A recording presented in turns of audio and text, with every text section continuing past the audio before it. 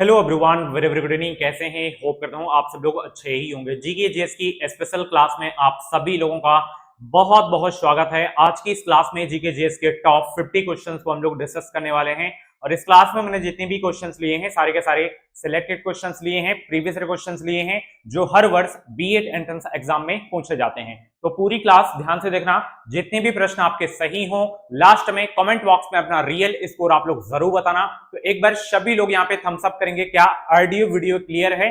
आप सभी का बहुत बहुत वेलकम है इस चैनल पे। तो अगर आपको एग्जाम को पास करना है, बेहतरीन अंक से अगर आपको बीएड में प्रवेश लेना है, इस चैनल को अभी के अभी सब्सक्राइब करके बेल आइकन को प्रेस कर लेना ताकि जो भी अपडेट क्लासेस आए नोटिफिकेशन आपको मिलता रहे। तो चलिए क्लास को स्टार्ट करते हैं। सबसे पहला प्रश्न आपकी स्क्रीन पे है कि भारत का प्रधानमंत्री बनने के लिए न्यूनतम आयु कितनी होनी चाहिए? 25 वर्ष, 30 वर्ष या 40 वर्ष, 35 वर्ष? सभी लोग यहाँ पे पहले प्रश्न का जवाब देने का प्रयास करेंगे कि भारत का प्रधानमंत्री बनने के लिए न्यूनतम आयु कितनी होनी चाहिए। तो सभी लोग यहाँ पे पहले प्रश्न का जवाब देने का प्रयास करेंगे। सभी को गुड इवनिंग, राधे राधे, जय भीम। आप सभी का बहुत बहुत वेलकम है। जितने भी लोग लाइव आ रहे हैं सभी लोग वीडियो को लाइक जरूर कर देंगे। तो यहाँ पे 25 वर्ष हो जाएगा। ओके, अगर वहीं पे राष्ट्रपति का पूछता तो 35 वर्ष आपको याद रखना है। राज्यपाल का पूछे तो भी 35 वर्ष आपको याद रखना है। उपराष्ट्रपति का पूछे तब भी आपको 35 वर्ष आपको यहाँ पे याद रखना है। ठीक है, चलिए डियर, अगला प्रश्न आपकी स्क्रीन पे आ गया है। यहाँ पे देख सकते हैं, भारतीय राष्ट्रीय कांग्रेस की स्थापना किस सन में हुई थी? 1880, 1885, 1890 या 1886? सभी लोग यहाँ पे दूसरे प्रश्न का जवाब देंगे। भारतीय राष्ट्रीय कांग्रेस की स्थापना किस वर्ष में की गई थी? ये क्वेश्चन बहुत इंपॉर्टेंट है आपके एग्जाम के लिए। कई बार एग्जाम में ये क्वेश्चन पूछा जा चुका है। तो एओ हुम के द्वारा भारतीय राष्ट्रीय कांग्रेस की स्थापना सन 1885 में की गई थी। ऑप्शन कौन सा सही होगा? बी ऑप्शन यहाँ पे आपका बिल्कुल करेक्ट हो जाएगा। इससे क्वेश्चन ये बनता है कि भारतीय राष्ट्रीय कांग्रेस के प्रथम मुस्लिम अध्यक्ष कौन थे? तो वो थे बदरुद्दीन तैयबजी। एंड प्रथम अंग्रेज अध्यक्ष कौन थे भारतीय राष्ट्रीय कांग्रेस अध्यक्ष के? जॉर्ज यूल थे। इतना आपको पता होना चाहिए। ओके, चलिए अगला प्रश्न आपकी स्क्रीन पे आ गया है। पहले न्यूक्लियर रिएक्टर के निर्माण का श्रेय किसको जाता है? नील्स बोहर, फर्मी आइंस्टाइन या ओपनहेमर? सभी लोग यहाँ पे तीसरे प्रश्न का जवाब देने का प्रयास करेंगे। इसका करेक्ट आंसर यहाँ पे क्या होगा? चलिए, और सभी लोग जितने भी लोग क्लास को देख रहे हैं एक बार सभी लोग वीडियो को लाइक जरूर कर देंगे यहाँ पे और बताएंगे इसका करेक्ट आंसर यहाँ पे क्या होगा भाई। चलिए, बहुत अच्छे, बताएंगे पहले न्यूक्लियर रिएक्टर के निर्माण का श्रेय किसको जाता है? तो ये श्रेय जाता है फर्मी को। किसको जाता है ये श्रेय? फर्मी को जाता है। ऑप्शन बी आपके यहाँ पे बिल्कुल करेक्ट हो जाएगा। अगला प्रश्न आपकी स्क्रीन पे, विश्व का जो है सबसे बड़ा रेगिस्तान कौन सा है? सहारा, गोबी, थार या टकाला माकंड? सभी लोग जवाब देने का प्रयास करेंगे। यहाँ पे 4 का करेक्ट आंसर यहाँ पे क्या होगा? चलिए, बहुत अच्छे, एक बार सभी लोग यहाँ पे वीडियो को लाइक कर दें। चलिए, बहुत अच्छे, और चैनल को सब्सक्राइब आप लोग जरूर कर लीजिए ताकि जो भी क्लासेस आए, अपडेट आए, नोटिफिकेशन आपको हमेशा मिलता रहे। चलिए, कमेंट करके बताएंगे इसका करेक्ट आंसर क्या होगा। विश्व का सबसे बड़ा रेगिस्तान कौन सा है? तो वो है आपका सहारा मरुस्थल हो जाएगा। पहला ऑप्शन यहाँ पे आपका बिल्कुल करेक्ट हो जाएगा। अगला प्रश्न आपकी स्क्रीन पे, भारत सरकार की मोहर क्या है? शक्ति के प्रतीक खड़े हुए शेरों की तस्वीर है, या सारनाथ में अशोक स्तंभ शीर्ष की प्रतिकृति है, या चक्र के साथ शेरों की तस्वीर है, या शेरों के साथ गेहूं के 2 पौधे जो देश की कृषि और शक्ति के प्रतीक हैं? तो मोहर यहाँ पे बताना है आपको क्या है। सभी लोग यहाँ पे 5 का जवाब देने का प्रयास करेंगे। इसका करेक्ट आंसर यहाँ पे क्या होगा? चले भाई, सभी लोग यहाँ पे जवाब देने का प्रयास करेंगे। इसका करेक्ट आंसर यहाँ पे क्या होगा? चलिए, भारत सरकार की मोहर क्या है? 5 का सभी लोग यहाँ पे जवाब देने का प्रयास करेंगे। बहुत अच्छे, अगर आप भी यहाँ पे 5 का बी ऑप्शन सिलेक्ट कर रहे हैं, सारनाथ में अशोक स्तंभ शीर्ष की प्रतिकृति, तो आपका बिल्कुल आंसर सही हो जाएगा। अगला, ये हमारा बैच है, देख सकते हैं अभी ऑफर भी चल रहा है क्योंकि समय बहुत कम है तो मैंने इसका प्राइस बहुत कम कर दिया, आपसे भी ज्यादा कर दिया। अगर आप भी इस एग्जाम में एक बेहतरीन स्कोर करना चाहते हैं, अभी भी आप तैयारी कर सकते हैं। मैंने आपको बताया भाई कि कौन कौन से विषय पे आपको फोकस करना है। अगर आप लैंग्वेज रीजनिंग पे फोकस कर लिए तो आप अभी भी एक बेहतरीन रैंक ला सकते हैं। जो 999 वाला हमारा बैच था 999 रुपए वाला, वो आपको मिल रहा है 199 रुपए में। एंड जो हमारा 149 रुपए वाला नोट था वो आपको मिल रहा है सिर्फ 49 रुपए में। तो कैसे आप इस बैच से जुड़ सकते हैं, इस वीडियो के डिस्क्रिप्शन बॉक्स में हमारे ऐप की लिंक है, ऐप को डाउनलोड करिए, या तो आप हमें इस व्हाट्सएप पे आप मैसेज कर दीजिए 7905632533 पे आप हमें व्हाट्सएप मैसेज कर सकते हैं कि सर मुझे बैच लेना है, कैसे कहां पेमेंट करना है, आप बता दीजिए, आपको गाइड कर दिया जाएगा। ठीक है, चलिए अगला, किस राज्य की भूमि सबसे कम है, आपको बताना है। गोवा, नागालैंड, सिक्किम, त्रिपुरा, यानी कि क्षेत्रफल में सबसे छोटा राज्य कौन सा है, ये आपको यहां पे बताना है। चलिए भाई, सभी का जवाब आना चाहिए यहां पे। इसका करेक्ट आंसर यहां पे क्या होगा, क्षेत्रफल की दृष्टि से सबसे छोटा राज्य कौन सा है। अगर आप बड़ा के बारे में बात करें तो बड़ा सभी को पता है राजस्थान हो जाएगा, छोटा आपका यहां पे गोवा हो जाएगा। ठीक है, गोवा। ओके, जनसंख्या में उत्तर प्रदेश, सबसे कम जनसंख्या कहां पे है, सिक्किम में है। ओके, चलिए अगला प्रश्न आपकी स्क्रीन पे है, विश्व की प्रथम महिला प्रधानमंत्री कौन थी। इंदिरा गांधी, श्रीमती भंडारनायके, इसाबेल पेरोन या लौरा चिंचिला। सभी लोग कमेंट करके बताएंगे विश्व की प्रथम महिला प्रधानमंत्री कौन थी। चलिए 7 का सभी लोग यहां पे जवाब देने का प्रयास करेंगे। विश्व की प्रथम महिला प्रधानमंत्री कौन थी, तो ये थी श्रीलंका की एस भंडारनायके। ऑप्शन बी आपके यहां पे बिल्कुल करेक्ट हो जाएगा। अगला प्रश्न आपकी स्क्रीन पे है, वाल्टेयर थे क्या, एक ग्रीक दार्शनिक, एक ब्रिटिश वकील, एक फ्रांसीसी लेखक तथा दार्शनिक, या एक अमेरिकी न्यायविद। तो बताना है आपको वाल्टेयर थे क्या। सभी लोग 8 का जवाब देने का प्रयास करेंगे। इसका करेक्ट आंसर यहां पे क्या होगा। डेली मॉर्निंग में 11:30 बजे, शाम को 7:30 बजे क्लास चलती है, तो बिल्कुल फ्री में आप हमारे यूट्यूब चैनल से अपनी एंट्रेंस एग्जाम की तैयारी कर सकते हैं। तो अभी की अभी सब्सक्राइब करिए, साथ ही बेल आइकन को ऑल पे प्रेस कर लीजिए ताकि जो भी क्लासेस आए, अपडेट आए, नोटिफिकेशन आपको यहाँ पे मिलता रहे। चलिए, वाल्टेयर थे क्या, एक कमेंट करके बताएंगे वाल्टेयर क्या थे। तो वाल्टेयर जो है एक ग्रीक दार्शनिक थे। क्या थे, ग्रीक दार्शनिक थे। तो पहला ऑप्शन यहाँ पे आपका बिल्कुल करेक्ट हो जाएगा। चलिए, निम्नलिखित में से किसका उल्लेख भारतीय संविधान में नहीं है। चुनाव आयोग, वित्त आयोग, योजना आयोग, संघ लोक सेवा आयोग। चलिए बहुत अच्छे, 9 का जवाब देने का प्रयास करेंगे यहाँ पे, किसका उल्लेख भारतीय संविधान में नहीं है। सभी लोग यहाँ पे जवाब देने का प्रयास करेंगे। यहाँ पे 9 का करेक्ट आंसर यहाँ पे क्या होगा। चलिए बहुत अच्छे, तो भारतीय संविधान में किसका उल्लेख नहीं है, सभी को पता है योजना आयोग एक असंवैधानिक निकाय है। सी ऑप्शन यहाँ पे आपका बिल्कुल करेक्ट हो जाएगा। अगला प्रश्न आपकी स्क्रीन पे, राजा राम मोहन राय किसके संस्थापक थे। आर्य समाज के, ब्रह्म समाज के, प्रार्थना समाज के, या रामकृष्ण मिशन के। बताइए, राजा राम मोहन राय किसकी स्थापना किए थे, किसके संस्थापक थे, कमेंट करके बताइए सब लोग यहाँ पे। इसका करेक्ट आंसर यहाँ पे क्या होगा भाई। और सभी को गुड इवनिंग। एक बार सभी लोग वीडियो को लाइक जरूर करेंगे, और चैनल पे अगर आप पहली बार आए हैं तो सब्सक्राइब करके जुड़ जाएंगे ताकि जो भी क्लासेस आए, जो भी अपडेट आए, नोटिफिकेशन आपको हमेशा मिलता रहे। तो यहाँ पे ब्रह्म समाज की स्थापना जो किए थे वो किए थे राजा राम मोहन राय। ठीक है, बी ऑप्शन बिल्कुल करेक्ट हो जाएगा। रामकृष्ण मिशन बताइए, प्रार्थना समाज बताइए, आर्य समाज पूछे दयानंद सरस्वती, रामकृष्ण मिशन पूछे स्वामी विवेकानंद, प्रार्थना समाज पूछे तो आत्माराम पांडुरंग। ठीक है, यही चारों आप याद कर लीजिए जिससे क्वेश्चन पूछे जाते हैं एग्जाम में। अगला 11, किसी झील की जिसकी ऊपरी सतह हिमशीतित होकर बर्फ बन गई हो, तली पर जल का तापमान लगभग क्या होगा। -10 degree Celsius, 0 degree Celsius, 4 degree Celsius, या -4 डिग्री सेल्सियस। सभी लोग यहाँ पे 11 का जवाब देने का प्रयास करेंगे। इसका करेक्ट आंसर यहाँ पे क्या होगा भाई। चलिए फटाफट सभी का 11 का जवाब आना चाहिए यहाँ पे। किसी झील की जिसकी ऊपरी सतह हिमशीतित होकर बर्फ बन गई हो, तली पर जल का तापमान लगभग क्या होगा। तो लगभग पूछे तो 4 डिग्री सेल्सियस आप याद कर लेना। सी ऑप्शन यहाँ पे आपका बिल्कुल करेक्ट हो जाएगा। अगला देखिए यहाँ पे, निम्नलिखित में से किसमें आमिश्रण के कारण ड्रॉप्सी रोग होता है। घी, अरहर की दाल, सरसों का तेल, या हल्दी चूर्ण। सभी लोग यहाँ पे 12 का जवाब देने का प्रयास करेंगे। इसका करेक्ट आंसर यहाँ पे क्या होगा।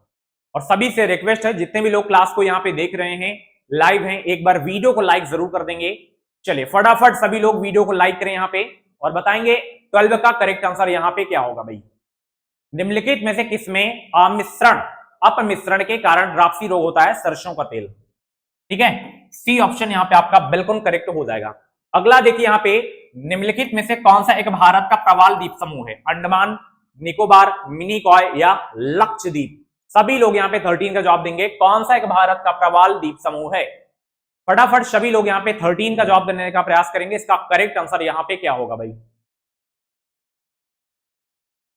चलिए कमेंट करिए सभी लोग यहाँ पे, कौन सा एक भारत का प्रवाल द्वीप समूह है? 13 का सभी लोग यहाँ पे जवाब देने का प्रयास करेंगे। इसका करेक्ट आंसर यहाँ पे क्या होगा? तो लक्षद्वीप हो जाएगा। भारत का प्रवाल द्वीप समूह कौन सा है? लक्षद्वीप। नेक्स्ट क्वेश्चन यहाँ पे, समुद्र की गहराई मापने के लिए उपयोगी साधन कौन सा है? अल्टीमीटर, फेदोमीटर, हाइड्रोमीटर या मैनोमीटर? ये सारे क्वेश्चन बैच में करा दिए गए हैं। एक बार अगर आप टॉपिक वाइज थ्योरी पढ़ लिए, 100% अगर आप थोड़ा सा भी प्रैक्टिस करके गए, एग्जाम में एक बेहतरीन स्कोर आएगा, ये हमारी गारंटी है। तो फटाफट व्हाट्सएप पे आप मैसेज करें कोर्स से अगर आपको जुड़ना है तो, और नोट से डायरेक्टली क्वेश्चन आपको हूबहू देखने को मिलेंगे आपके एग्जाम में। चलिए, समुद्र की गहराई मापने के लिए उपयोगी साधन कौन सा है? तो फेथोमीटर हो जाएगा, फेदोमीटर। ऑप्शन बी आपका यहाँ पे बिल्कुल करेक्ट हो जाएगा। अगला यहाँ पे देखिए, भारत की स्वतंत्रता के समय भारतीय राष्ट्रीय कांग्रेस के अध्यक्ष कौन थे? महात्मा गांधी, जवाहरलाल नेहरू, जेबी कृपलानी या सरदार पटेल? 15 का सभी लोग यहाँ पे जवाब देने का प्रयास करेंगे। इसका करेक्ट आंसर यहाँ पे क्या होगा भाई? चलिए, सभी लोगों का जवाब आना चाहिए यहाँ पे। 15 का करेक्ट आंसर यहाँ पे क्या होगा? फटाफट सभी लोग यहाँ पे जवाब देंगे। भारत की स्वतंत्रता के समय भारतीय राष्ट्रीय कांग्रेस के अध्यक्ष कौन थे? तो उस समय जो अध्यक्ष थे जेबी कृपलानी थे। ठीक है, सी ऑप्शन यहाँ पे आपका बिल्कुल करेक्ट हो जाएगा। अगला देखिए आपकी स्क्रीन पे है कि भारत की पहली विद्युत रेल, उसका नाम था डेक्कन क्वीन, किनके बीच चलाई गई थी? मुंबई, सूरत, हावड़ा, दिल्ली, मुंबई विटी और पुणे या नई दिल्ली और चेन्नई? बताइए, जो इलेक्ट्रिक ट्रेन थी वो सबसे पहले कहां से कहां के बीच चलाई गई थी? पहली ट्रेन तो 1853 में वो मुंबई से थाने के बीच में चलाई गई थी। ये कहां चलाई गई थी? इलेक्ट्रिक वाली। 16 का सभी लोग यहाँ पे जवाब देने का प्रयास करेंगे। इसका करेक्ट आंसर यहाँ पे क्या होगा? तो ये वीटी से पुणे। ठीक है, सी ऑप्शन बिल्कुल आपका करेक्ट हो जाएगा। अगला, नोबेल पुरस्कार जीतने वाले प्रथम भारतीय महिला कौन थी? इंदिरा गांधी, मदर टेरेसा, सरोजिनी नायडू या विजय लक्ष्मी पंडित? 17 का जवाब देने का प्रयास करेंगे। साथ में आप बताना पुरुष में सबसे पहले किसको मिला था नोबेल? क्या रविन्द्रनाथ टैगोर जी को मिला था? कमेंट करके जरूर बताना आप लोग। और यहाँ पे महिला में पूछा है तो आप महिला का बताइए कि सबसे पहले नोबेल पुरस्कार किस महिला को मिला था भारत में? तो ये मिला था, ध्यान रखना, 17 का मदर टेरेसा हो जाएगा। बी ऑप्शन यहाँ पे आपका बिल्कुल करेक्ट हो जाएगा। अच्छा, इंदिरा गांधी जी को सर्वप्रथम कौन सा पुरस्कार मिला था? प्रथम भारतीय महिला है ये, इनको कौन सा पुरस्कार दिया गया था? कमेंट करके जरूर बताना। भारत रत्न है ये, क्या है? सभी लोग कमेंट करके जरूर बताना। अगला 18, अभिनव भारत के नाम से गुप्त क्रांतिकारी सोसाइटी की स्थापना किसने की थी? खुदीराम बोस, प्रफुल्ल चाकी, वी.डी. सावरकर, सचिन नाथ सन्याल? सभी लोग जवाब दीजिए यहाँ पे। इसका करेक्ट आंसर यहाँ पे क्या होगा भाई? अभिनव भारत के नाम से गुप्त क्रांतिकारी सोसाइटी की स्थापना किसने की थी? सभी लोग जवाब देंगे यहाँ पे। 18 का करेक्ट आंसर यहाँ पे क्या होगा भाई? तो अभिनव भारत के नाम से गुप्त क्रांतिकारी सोसाइटी की जो स्थापना की गई थी वी.डी. सावरकर के द्वारा की गई थी। सी ऑप्शन यहाँ पे आपका बिल्कुल करेक्ट हो जाएगा। ओके, अगला देखिए यहाँ पे, सती प्रथा कब समाप्त किया गया था? 1829, 1828, 1830 या 1827? बताइए, सती प्रथा कब समाप्त किया गया था? सभी लोग यहाँ पे 19 का जवाब देने का प्रयास करेंगे। इसका करेक्ट आंसर यहाँ पे क्या होगा? सभी लोगों का जवाब आना चाहिए यहाँ पे। सती प्रथा कब समाप्त किया गया था यहाँ पे? बहुत अच्छे भाई, सभी लोग 19 का जवाब देंगे। इसका करेक्ट आंसर यहाँ पे क्या होगा? सती प्रथा कब समाप्त की गई थी? 19 का जवाब देने का प्रयास करेंगे यहाँ पे। बहुत अच्छे, तो सती प्रथा जो समाप्त किया गया था, ये समाप्त किया गया था 1829 में। कब किया गया था? 1829 में समाप्त किया गया था। पहला ऑप्शन बिल्कुल आपका करेक्ट हो जाएगा। नेक्स्ट देखिए, भारत में कुल कितने हाई कोर्ट हैं? एक और ऑप्शन में यहाँ पे दे रहा हूं, ई वाला 25 दे रहा हूं। अब आप लोग बताइए कि भारत में वर्तमान में कुल कितने हाई कोर्ट हैं? सभी लोग कमेंट करके जरूर बताइए यहाँ पे। बहुत अच्छे भाई, आप सभी का बहुत बहुत वेलकम करता हूं। सभी लोग एक बार वीडियो को लाइक करें और चैनल पे अगर आप पहली बार आए हैं तो सब्सक्राइब करके जुड़ जाना, ताकि जो भी क्लासेस अपडेट आए नोटिफिकेशन आपको हमेशा मिलता रहे। वर्तमान में हाई कोर्ट की संख्या 25 है। आप लोग कमेंट करके बताइए कि भारत का 25वां हाई कोर्ट कौन सा है? कमेंट बॉक्स में भर जाना चाहिए सभी का उत्तर। अगला देखिए यहाँ पे, ये बैच है, जुड़ना है तो जुड़ सकते हो भाई। महाराष्ट्र में विधवा पुनर्विवाह हेतु अभियान का नेतृत्व किया था किसने? विष्णु परशुराम पंडित ने या वी.एम. मालाबारी, गोपाल हरि देशमुख या दादाबाई नौरोजी? सभी लोग यहाँ पे 21 का जवाब देने का प्रयास करेंगे। इसका करेक्ट आंसर यहाँ पे क्या होगा भाई? चलिए फटाफट सभी का जवाब आना चाहिए यहाँ पे। बहुत अच्छे, आप सभी का बहुत बहुत वेलकम है। जितने भी लोग क्लास को देख रहे हैं, एक बार सभी लोग यहाँ पे वीडियो को लाइक करेंगे और चैनल पे अगर आप पहली बार आए तो सब्सक्राइब जरूर कर लेना। पिछली क्लासेस को अगर आप लोग नहीं देखे हैं तो आप प्लेलिस्ट में जाइए, प्लेलिस्ट में आपको सारी की सारी क्लासेस मिल जाएंगी। मॉर्निंग में हिंदी की क्लास हुई है, उस क्लास को जाके देख लेना, बहुत ही जबरदस्त क्लास हुई है। प्रश्न है, भारत में विधवा पुनर्विवाह हेतु अभियान का जो नेतृत्व किया गया था वो किसके द्वारा किया गया था? विष्णु परशुराम पंडित के द्वारा। पहला ऑप्शन बिल्कुल आपका यहाँ पे करेक्ट हो जाएगा। अगला, जीवन रेखा एक्सप्रेस क्या है? पहिए पर अस्पताल है, अस्पताल, रोगियों के लिए स्पेशल ट्रेन है, या एड्स जागरूकता ट्रेन, या कैंसर जागरूकता ट्रेन? सभी लोग यहाँ पे 22 का जवाब देने का प्रयास करेंगे। इसका करेक्ट आंसर यहाँ पे क्या होगा भाई? चलिए बहुत अच्छे भाई, सभी लोग यहाँ पे जवाब देंगे। इसका करेक्ट आंसर यहाँ पे क्या होगा? प्रश्न डियर आपका है जीवन रेखा एक्सप्रेस है, तो जीवन रेखा जो एक्सप्रेस है ये पहिए पर अस्पताल है, ठीक है, अस्पताल। पहला ऑप्शन बिल्कुल आपका यहाँ पे बिल्कुल करेक्ट हो जाएगा। क्षेत्रफल के अनुसार विश्व का सबसे छोटा देश? Monaco, Nauru, Tuvalu, Vatican city. आप सभी को पता है क्षेत्रफल में सबसे बड़ा रूस है देश, तो सबसे छोटा कौन सा हो जाएगा ये आपको यहाँ पे बताना है।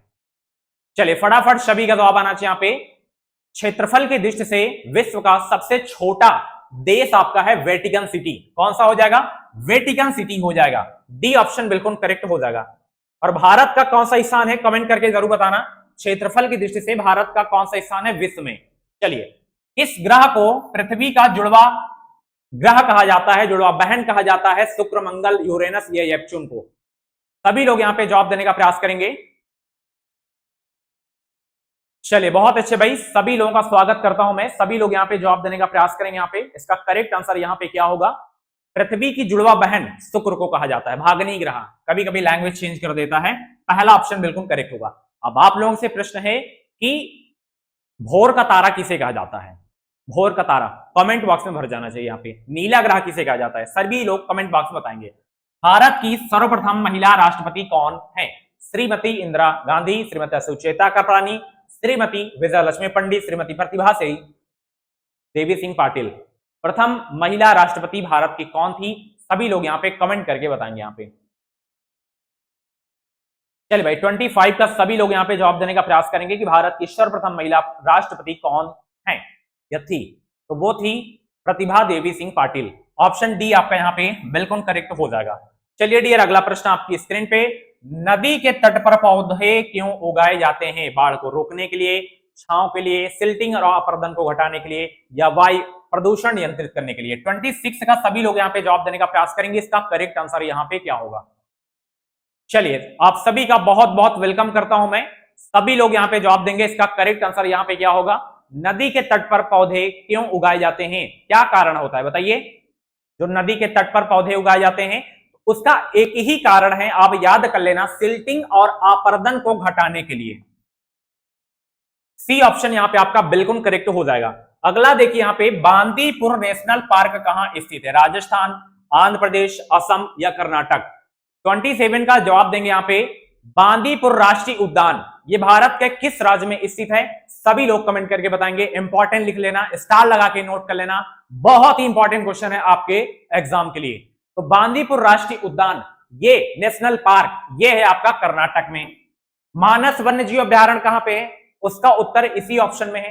कमेंट करके बताइए। रणथंभौर कहां पे है? कमेंट करके सभी लोग जरूर बताइए। जो क्वेश्चन आप लोगों से मैं पूछा करूं उसका जवाब आप जरूर दिया करें। डीडीटी किसी रसायन का नाम है जिसका उपयोग किसके लिए होता है? प्रतिरोधी, कीटनाशी, प्रतिजैविक या उर्वरक? चलिए भाई सभी लोग 28 का जवाब देंगे। यहाँ पे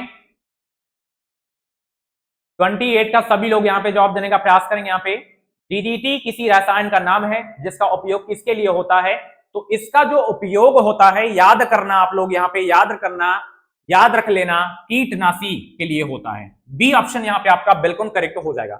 अगला देखिए यहाँ पे, हीमोग्लोबिन पौधे के पत्तों में पदार्थ का रंग है, रक्त के पदार्थ का रंग है, दूध में उपलब्ध यौगिक है, या यौगिक जो मस्तिष्क के संकेत को संचार करता है? हीमोग्लोबिन क्या है ये आपको बताना है। आप सभी को पता है हमारे बॉडी में ब्लड होता है और वो ब्लड का जो कलर रेड होता है वो किसके कारण होता है? हीमोग्लोबिन के कारण ही होता है। ठीक है, तो ऑप्शन यहाँ पे आपका बिल्कुल बी आपका बिल्कुल करेक्ट होगा।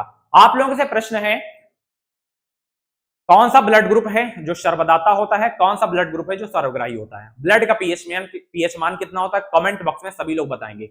अगला प्रश्न आपकी स्क्रीन पे, उच्च न्यायालय अथवा सर्वोच्च न्यायालय द्वारा मौलिक अधिकारों के प्रवर्तन या किसी अन्य उद्देश्यों से निगमित की जाने वाली परमादेशों के प्रकारों की संख्या कितनी है? 3, 4, 5, 6। 30 का सभी लोग यहाँ पे जवाब देने का प्रयास करेंगे। इसका करेक्ट आंसर यहाँ पे क्या होगा भाई? चलिए फटाफट सभी का जवाब आना चाहिए यहाँ पे, बहुत अच्छे। 30 का सभी लोग यहाँ पे जवाब देंगे। इसका करेक्ट आंसर यहाँ पे क्या हो जाएगा? चलिए बहुत अच्छे। उच्च न्यायालय अथवा सर्वोच्च न्यायालय द्वारा मौलिक अधिकारों के प्रवर्तन या किसी अन्य उद्देश्यों से निगमित की जाने वाली परमादेशों के प्रकारों की संख्या अगर पूछे तो आप याद कर लेना 5 होती है संख्या इसकी। सी ऑप्शन बिल्कुल आपका यहाँ पे करेक्ट हो जाएगा। अगला देखिए यहाँ पे, संतोष ट्रॉफी संबंधित है किस खेल से? फुटबॉल, हॉकी, टेबल टेनिस या भारोत्तोलन? Very very most important question है आपके एग्जाम के लिए। सभी लोग बताएंगे कप ट्रॉफी से क्वेश्चन आता है, ठीक है। बेटन कप, डूरंड कप, ये सब याद कर लेना, ठीक है। स्पोर्ट्स से क्वेश्चन 1 से 2 क्वेश्चन आपको एग्जाम में देखने को मिलेंगे। तो संतोष ट्रॉफी पूछे तो फुटबॉल आप याद कर लेना, ठीक है।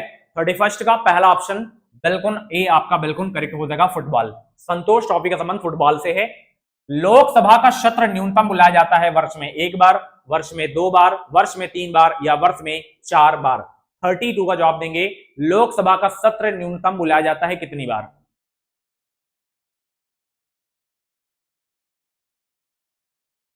एक तो शीतकालीन सत्र होता है, एक कौन सा होता है? कमेंट करके बताइए सब लोग यहाँ पे। क्या ग्रीष्मकालीन होता है? तो 2 ही तो होंगे। बी ऑप्शन बिल्कुल आपका करेक्ट हो जाएगा।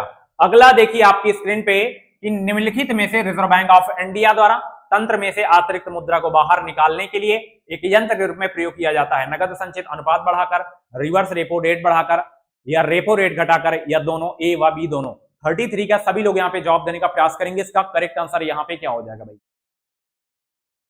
चलिए फटाफट सभी का जवाब आना चाहिए यहाँ पे, बताएंगे यहाँ पे 33 का करेक्ट आंसर यहाँ पे क्या होगा? चलिए वेरी गुड। तो यहाँ पे नगद संचित अनुपात बढ़ाकर, साथ ही रिवर्स रेपो रेट बढ़ाकर, तो दोनों आपके ए व बी आपके सही हो जाएंगे। ओके, अगला देखिए यहाँ पे, निसेट किस देश की संसद का नाम है? Norway, Sweden, Israel, Spain? जितने भी भारत के पड़ोसी देश हैं और जितने भी चर्चित रहते हैं, अभी जैसे अटैक चल रहा था, अमेरिका, रूस, इजराइल, इन देशों की संसद का नाम हो गया। वहां की मुद्रा क्या है, वहां के प्रधानमंत्री कौन है, राष्ट्रपति कौन है, इतना आपको याद रखना है, ठीक है। इससे क्वेश्चन पूछे जाते हैं। तो निसेट क्या नॉर्वे की है, स्वीडन की है, इजराइल की है, स्पेन की है? नहीं भाई, ये इजराइल देश की संसद का नाम है निसेट। अब भारत की संसद का नाम क्या है? संसद ही है। पाकिस्तान देश की संसद का नाम क्या है? कॉमेंट बॉक्स में सभी लोग यहाँ पे बताएंगे। अगला प्रश्न देखिए यहाँ पे, कितने देश सार्क संगठन के सदस्य हैं? 10, 9, 8 या इनमें से कोई नहीं? बताइए, सभी लोग जवाब देंगे यहाँ पे। सार्क में कुल कितने देश सदस्य हैं यहाँ पे? तो टोटल 8 हैं। कमेंट बॉक्स बताइए 8 देश के नाम, और सार्क का मुख्यालय कहां पे है, सार्क की स्थापना कब हुई थी? कमेंट बॉक्स बताइए, क्या भारत सार्क का सदस्य है? जरूर आप लोग बताना। ऑप्शन यहाँ पे आपका सी आपका बिल्कुल करेक्ट हो जाएगा। चलिए अगला देखिए यहाँ पे, उत्तर प्रदेश में चूना पत्थर कहां पाया जाता है? मिर्जापुर, गोरखपुर, एटा या गाजीपुर?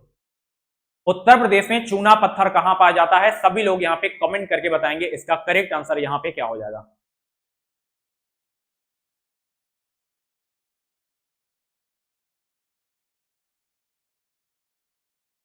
चलिए सभी लोग यहाँ पे जवाब देंगे। उत्तर प्रदेश में चूना पत्थर कहां पाया जाता है यहाँ पे? इसका करेक्ट आंसर यहाँ पे क्या होगा? सभी लोग यहाँ पे जवाब देने का प्रयास करेंगे। इसका करेक्ट आंसर यहाँ पे क्या होगा भाई? तो 36 का जितने भी लोग यहाँ पे सी ऑप्शन सिलेक्ट कर रहे हैं, एटा, उनका आंसर बिल्कुल सही हो जाएगा। अगला देखिए आपकी स्क्रीन पे है यहाँ पे, कि निम्नलिखित में से कौन सा नगर राप्ती नदी के किनारे स्थित है? बहुत इंपॉर्टेंट क्वेश्चन है, बहुत ही सरल प्रश्न है। सभी लोग कमेंट करके बताइए कि कौन सा शहर है जो राप्ती नदी के किनारे स्थित है?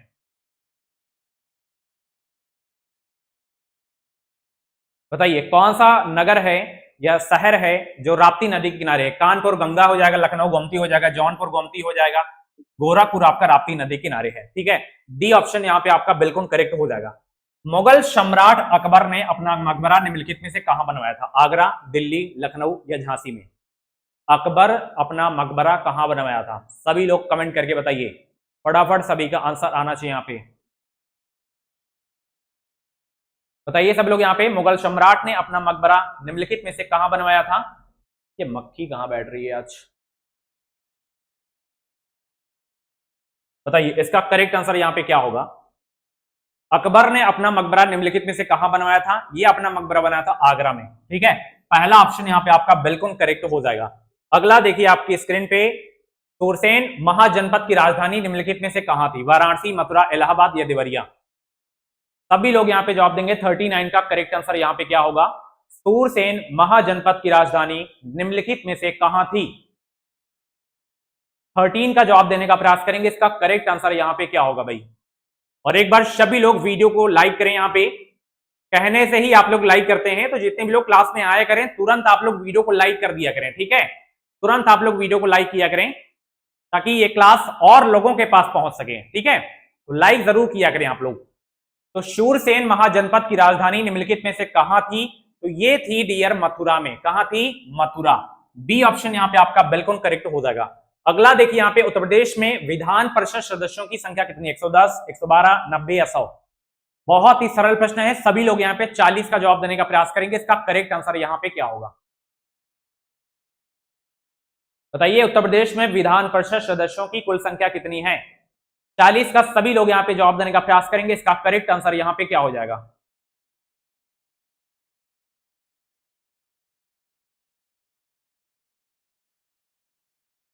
चलिए बताइए 40 का करेक्ट आंसर यहाँ पे क्या होगा? इसका कमेंट बॉक्स में आंसर आप लोग जरूर बताना। ठीक है, कमेंट बॉक्स में। चलिए इसका जवाब आप कमेंट बॉक्स में जरूर देना। ठीक है, होमवर्क है। एस्बा स्कीम किससे संबंधित है आपको बताना है। प्रारंभिक सार्वजनिक प्रस्ताव, क्योंकि ये क्वेश्चन बहुत इससे पहले वाला सरल था। अगर ये भी आपको नहीं आ रहा है तो फिर जीएस आपकी बहुत कमजोर है। एस्बा क्या है बताइए सब लोग यहाँ पे। 41 का जवाब देंगे यहाँ पे, इसका करेक्ट आंसर यहाँ पे क्या हो जाएगा? एस्बा क्या है सभी लोग कमेंट करके बताइए यहाँ पे। एस्बा स्कीम जो है इसका संबंध किससे है? इसका संबंध डियर प्रारंभिक सार्वजनिक प्रस्ताव से है, इनिशियल पब्लिक ऑफर से। पहला ऑप्शन बिल्कुल आपका करेक्ट हो जाएगा। चलिए 90 ईस्ट रिज कहां स्थित है? प्रशांत महासागर, हिंद, आर्कटिक, अटलांटिक? 42 का सभी लोग यहाँ पे जवाब देने का प्रयास करेंगे, इसका करेक्ट आंसर यहाँ पे क्या हो जाएगा? बताइए 90 ईस्ट रिज कहां स्थित है?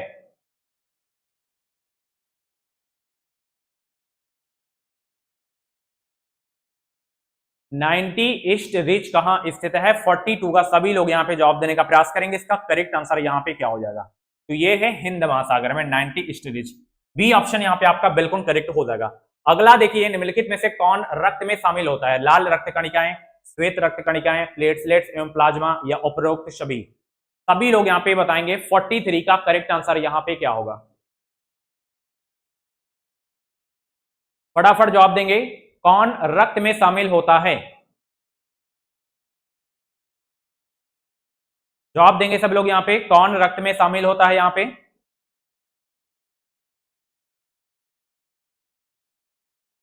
चलिए बहुत अच्छे, सभी लोग यहाँ पे जवाब देने का प्रयास करेंगे, इसका करेक्ट आंसर यहाँ पे क्या हो जाएगा? तो 43 का जितने भी लोग यहाँ पे ऑप्शन डी सिलेक्ट कर रहे हैं, उपयुक्त सभी, आपका आंसर बिल्कुल सही हो जाएगा। चलिए, केचुआ उत्सर्जित करता है यूरिया, अमीनो अम्ल या अमोनिया या यूरिक अम्ल? सभी लोग कमेंट करके बताएंगे, इसका करेक्ट आंसर यहाँ पे क्या होगा? 6 प्रश्न और बचे हैं, सभी लोग कमेंट करके बताएंगे, इसका करेक्ट आंसर यहाँ पे क्या हो जाएगा भाई? बहुत अच्छे,